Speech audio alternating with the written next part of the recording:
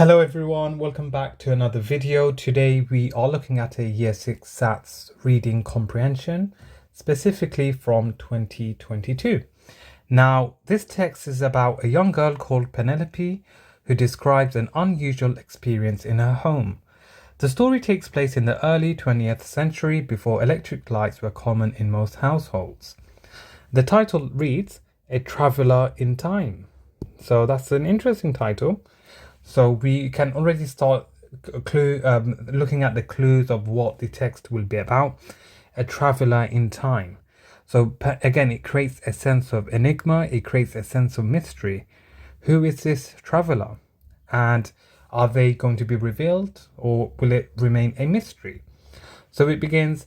Ours was a steep, crooked stair with a handrail on one side, very narrow, with rooms leading off it so suddenly that it was easy to fall headlong as one stepped from a doorway. We had wallpapers with leaves on it, like a green wood in spring. So as you can see, the first 2 to 3 sentences clearly is a description of the setting. Okay, so I'm just going to make a note of that. This first few lines is focusing on the setting, so I'm just going to make a note of that. Okay, and you can clearly see the writer here has used a simile. Okay, the wallpaper is described with leaves on it like a green wood in spring, and I used to sit on the stairs pretending I was in a forest. Okay, with birds singing around me. So look at all these sounds, birds singing around me. What kind of tone does this create? It creates a peaceful, tranquil tone. I was sitting there one evening with my feet tucked under me in a blue dusk, waiting for the lamp lighter to come whistling down the street to bring a gleam to the stairway. There was a street lamp near, and this shone over the door and saved us from using our own gas lamp. So clearly the stairway was poorly lit, and Penelope was anticipating again for this street lamp to be lit up. So the reason being is because it was dark, and obviously she wanted there to be lights. And as you can see from the image, this is an example of what the street lamp looked like. I was suddenly aware how quiet it was. I might have been the only person in the world. Look at that. This is an example of a metaphor.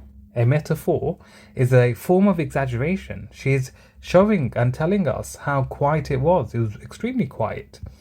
Even the clock stopped ticking and the mice ceased rustling in the wainscot. Okay, so even the mice, they stopped moving. So it really highlights and accentuates how quiet it was. It creates a tranquil atmosphere. I turned my head and saw a lady coming downstairs from the upper floor.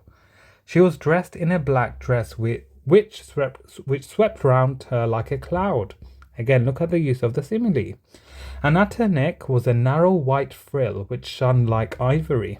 Okay, so look at the positive description of this mysterious woman. Her eyes were very bright and blue as violets. So all this positive description we have of this woman, right? This already suggests to us this character, this woman, is an amiable character. It's someone who's likable, someone who seems friendly. I sprang to my feet and smiled up at her. Into the beautiful grave face she bent towards me. She gave an answering smile. Okay, so as you can see, that energy is reciprocated by the lady, and she responded with a smile. And her deep-set eyes seemed to pierce me, and I caught my breath as I stood aside to let her pass. I never heard a footstep. She was there before I was aware. Okay, so again, that creates a sense of mystery and curiosity in the reader, because they think, who is this woman? She doesn't have a name, and it's really, really vague. So we have positive descriptions of the lady, but we don't specifically know who it is. Is it a real person, or is it in her dreams? Is she hallucinating? So these are some things that we need to question. She went by as I leaned against the wall, and I pressed myself against the paper to leave room for her full floating skirts which took all the stairway. I never felt them touch me, and this gave me a curious sensation. Okay, so look, this is important because it highlights her curiosity, because she's intrigued about this woman. How she didn't feel anything, but again, that built curiosity. Soundlessly, she swayed down the stairway, and I stood watching her, smelling the sweet, faint odor of her dress. So again, look at the use of sweet, faint, look at these positive adjectives to describe even her smell. Seeing the power of the hands which held her ruffled skirts, yet hearing nothing at all. I leaned over the rail to watch her, and suddenly she was gone. Okay, that's important. So again, as mentioned at the beginning, so the writer did use foreshadowing. So as we discussed at the beginning of the text, we did already predict that this woman is a mystery. She's an enigma. Now, what's happened here is that she suddenly disappeared, and that also heightens our curiosity in terms of who this lady is. The clock ticked loudly. The sounds of the street came to my ears. The lamp-lighted whistle, clear and round, fluted through the air, and the bright gleam of the gas danced upon the patterned wall. So look at all the sounds now, okay? It's starting to increase. I ran downstairs and pushed open the door into the sitting room, expecting to see her there. The room was empty, and I went thoughtfully down to the basement where my mother was cooking, and I asked about the lady. So what's happened here is that the mysterious woman that Penelope has seen in the stairway, she thought that she was in the room now. So she runs downstairs and she goes into the sitting room expecting her to be there. What's happened? Is she there? No, she's not there. So she goes and asks her mum where she is. As you can see, you've got a visual representation of Penelope, and as you can see, the lady here is her mum. So from this image, you can tell the mum is cooking, and Penelope is curious to find out where this lady is. It goes on to say, "There is no one child," she exclaimed. "You've imagined her. It is easy to think you see someone in the dusk with flickering street lights falling on the walls. It was the shadow of somebody in the street, perhaps." So here the mother, this is the dialogue of the mother, right? Now the mother is even saying that this woman that Penelope has seen is in fact the shadow of someone walking outside. And this mysterious woman was not real. It wasn't a reality. I was positive I'd seen the lady and I'd described her. So this is what Penelope is feeling. Mother was very quiet, as if she were thinking what to say next. Then she changed the conversation, asking me if I would like to make treacle toffee that night. So clearly the mother is not taking this seriously, and she's brushing it aside as she's switched topics, because she says she started to talk about treacle toffee. Now, the question itself is a 3-marker, which we are going to tackle today.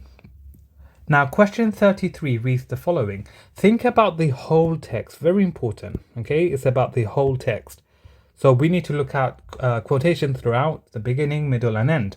What impressions do you get of Penelope as she describes her unusual experience? So, of course, this is referring to her seeing this mysterious woman. Give 2 impressions using evidence from the text to support your answer. So what does evidence mean? Evidence, in simple terms, students, is referring to quotations used by the writer. So when you answer this question, you need to use quotes. And to score 3 out of 3 or full marks, what do you have to do? You need to at least give 2 acceptable points with at least 1 evidence. So 1 evidence here is of course referring to a quotation used by the writer. So you have to give 2 impressions. So what do you think in your opinion? So what are your impressions regarding this answer? So you do not copy and paste. Do not copy. So I'm going to put an X. Do not just copy and paste quotes, okay? Because that will not get you the marks. They're asking you to provide your impressions, okay? So if you just copy and paste, that's not really answering the question. So you have to write it in your own words, what you think. What are your impressions based on this question? So for the first point, or the first impression, I would say something along the lines that Penelope is a curious girl, remember curious meaning she's interested, who wants to know everything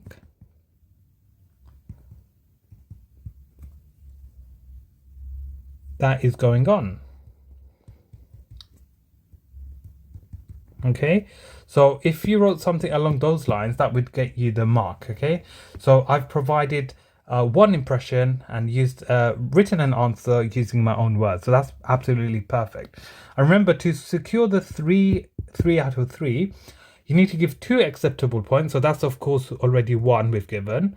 Now the second one we need to use at least 1 evidence. So for the second point, students, when I write an answer, I am actually going to use a quote to support my point. Now the second impression I have based on our reading is that clearly she is very confused. So I would say for the second point, Penelope is confused.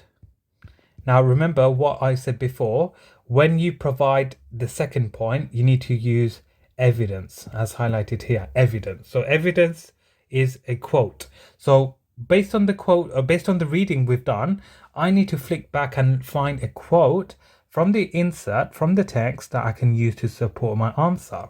So let's go back to the text or the insert and see what quote we can use. As highlighted here, so if I just highlight this, let's use maybe yellow. So I never felt them touch me and this gave me a curious sensation. Perfect. This quote shows us that Penelope is in fact confused. So will I be using this in my answer? Yes, absolutely. So let's switch back to the question paper and add this quote on. So this reads, this can be illustrated in the quote, I never felt them touch me and this gave me a curious sensation. So this would be exactly what you would need to get full marks. So I've provided my impressions as highlighted for number 2. Penelope is confused. Now, as mentioned previously or above here, I've supported it using a quote. So I've simply said, this can be illustrated in the quote, I never felt them touch me and this gave me a curious sensation. And that is exactly what you need to do to score 3 out of 3. So if you can do this in the exam, that is more than enough for you to score 3 out of 3. Now, I hope this has given everyone a better understanding, as a lot of students struggle with the 3 markers. So I hope this has given everyone a better understanding. Please subscribe, like and share for more education related videos. We are going to do more past paper questions or exam style questions. So subscribe, like and share for more education related videos. Thank you.